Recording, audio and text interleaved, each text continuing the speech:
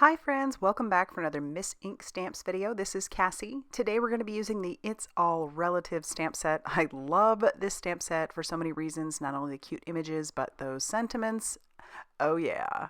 And we're going to be using a couple of stencils. I've got this layered small alternating dots. It's a two-part stencil.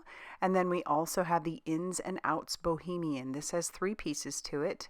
And we're going to build up a 1-layer background using all of these stencils. And it's going to look like it's a lot more than just 1 layer. So I'll start with some watercolor cardstock that I have in my stash. This is 140 pounds, and I'm just going to tack this down to the back of my stencil. This stencil is great because it is kind of set up for an A2 size card. You can line it up super easy. And then just kind of make sure that everything is centered. I'm going to pull in some Distress Oxides. This first color I have is Evergreen BOUGH, and I am just putting it around the outside edge of this first stencil that I'm using. And that's that nice dark color. So I'll peel that back. Then I want to bring in the mask, but to attach the mask, I'm going to bring in some PIXIE spray. The PIXIE spray that I'm using, I'm going to take it outside, make sure if you're going to do it in a well-ventilated area. And so I do that and then bring it in, kind of let it dry a second, and you can tack it down. And it's not going anywhere, but it won't hurt anything underneath. So I've put that down. And then we're going to move on to bringing in our layered small alternating dots. So I'll put the smallest dots down, and I love how there are embossed lines. It'll just make it so easy to line these up. And once again, we'll bring in the Evergreen BOUGH. And I'm just going to go all around our Bohemian. I don't want that to go past that line too much, so I'm just kind of being just aware of where I am putting down that ink. And just going all the way around the outside. It obviously doesn't need to be perfect, and it's not going to be, but that's okay. So we'll pull this away, and you've got our nice dots and the variegated colors, and then we'll bring in the other part of that layered small alternating dots. And like I said, it's pretty easy to line up. I just had it on backwards. You can look right through those embossed lines, and you can line it up perfectly, so that way you don't have any issue with your dots. I'll clean off my brush a little bit because I'm going to use this same brush for our salvaged PATINA Distress Oxide. And I chose Distress Oxides because I thought they were nice and soft, and I do plan to use a little bit of water on that background to soften it even more. And we'll talk about that as we get to it. But once again, just trying to stay on the outside of that Bohemian Ins and Outs stencil where I put that down. And then I can peel that away and check that out. That looks pretty good. I decide to bring in one more color though, and it's going to be a distress ink. I'm going to bring in some distress ink in the color Weathered Wood. It's kind of a nice blue-gray, and what I really want to do, as I'm checking it out, it's perfect, I want to go around the outside edge of the mask. So the reason for that is when I pull this mask away, it's going to be nice stark white, and I did want there to be another line of color in between what I already did with the Evergreen BOUGH and that stark white. And I like how the Weathered Wood really does soften the edges a little bit more.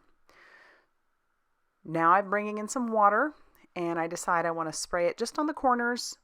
I start with 1 spritz to see what it does, and I put a couple more. And it really just kind of softens it.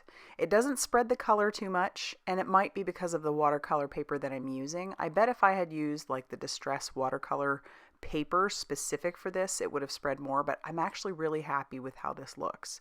So I'm going to dry this with my heat gun. It spread a little bit, but mostly just softened it, and I love that because I really do want my focus to be on the center when the time comes. I'll bring in the Weathered Wood again, and we're going to blend that all around the outside edges. I think that just really frames everything up nicely. And remember, this is still just 1 layer. It's so cool that we can build up so much and still have it be just 1 layer. Now, before I peel that mask away, I've decided I want to do just a little bit more. So I bring in this paint that I have. This is it's called Oasis by Hydrocolor, and that's just a little shop on Etsy. But it's a very shimmery blue-gray kind of color, and I think it just works perfectly with this background and adds just a little something extra. So I'll put that back, and now I'll peel away my mask, and you can see what I'm talking about. Beautiful, stark white, and it just looks like this is all layered up.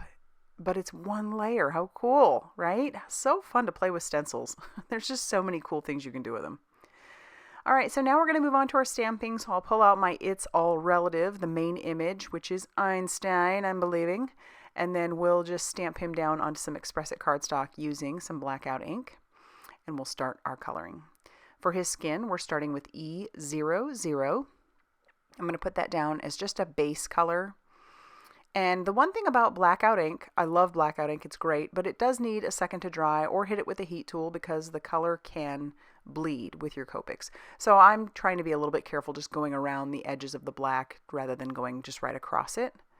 And then I'll bring in some E11. It's definitely much darker, but we can soften those edges with the E00. We'll just bring that back in, and I like the way that looks. Now we'll do his hair. We've got W3, so I'll put down some flecks of that, mimicking his hair, and then we'll bring in that W5 just for a little bit darker. And then I do have my W0 sitting there on hand so that we can blend those a little bit together and soften the edges. I feel like you could make him look like Colonel Sanders too. Anyway, and then I'll bring in some W1 for the edges, and I'm also going to put that on his eyebrows and his mustache. So super fun. Okay, now I've got some E25 for the pipe and his pants.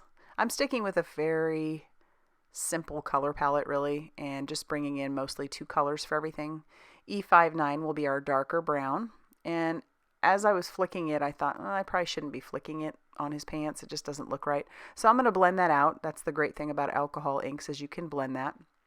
I'll bring in the E59 one more time and add a little bit of depth there, and then bring back in the E25 and blend that a little bit more.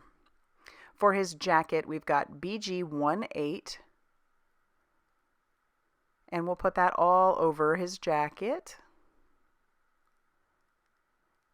I love this color.